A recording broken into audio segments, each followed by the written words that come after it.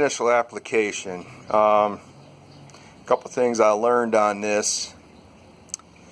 One, you can see I've got a joint right here, and the reason I have that there is because initially I thought that I would be able to run this all in one piece, you know, come to the corner and then make the 90 and come back down and make the 90 in one piece.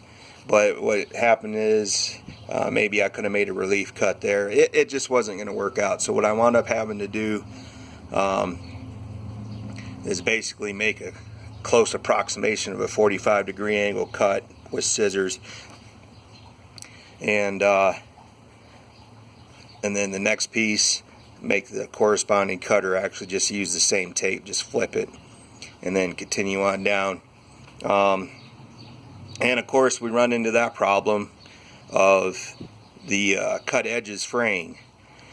So what I did, and I mean, if I wanted to be really anal about this, I could have got some needle and thread and reinforced this, but then again I would need to find fire retardant thread. So, but what I did is I've worked with fiberglass matting in the past, which uses a resin that you soak the mat in, and so basically what I did is I used the adhesive kind of like a resin. And wow, it's getting kind of dark, isn't it? Shadow. But I used the adhesive as a resin, and I just soaked that edge real good. And that's why, you know, I continue to use the clips.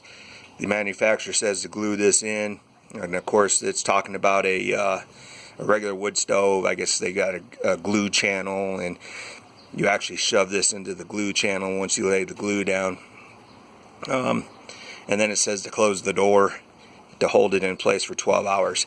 But with running that adhesive like that, and some of the adhesive soaking through in these other areas, I don't want to shut that door and take a chance of that glue adhering to the door as well.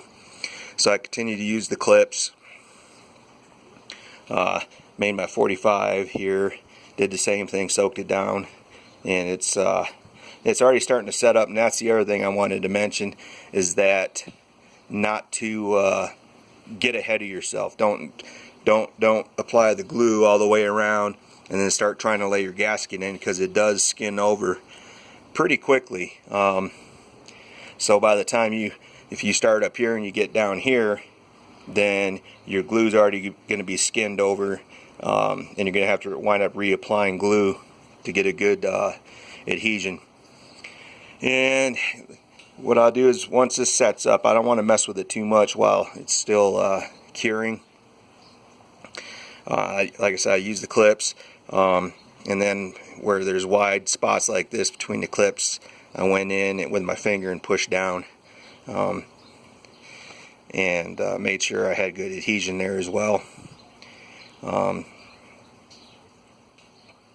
What I'm probably going to do is start removing these clips, because you only got a slight hold point right here, so underneath there's nothing really pressing that adhesive down, or that gasket into the adhesive. But once it sets up and cures more, I'll come back and I'll trim up these frayed ends and kind of contour it.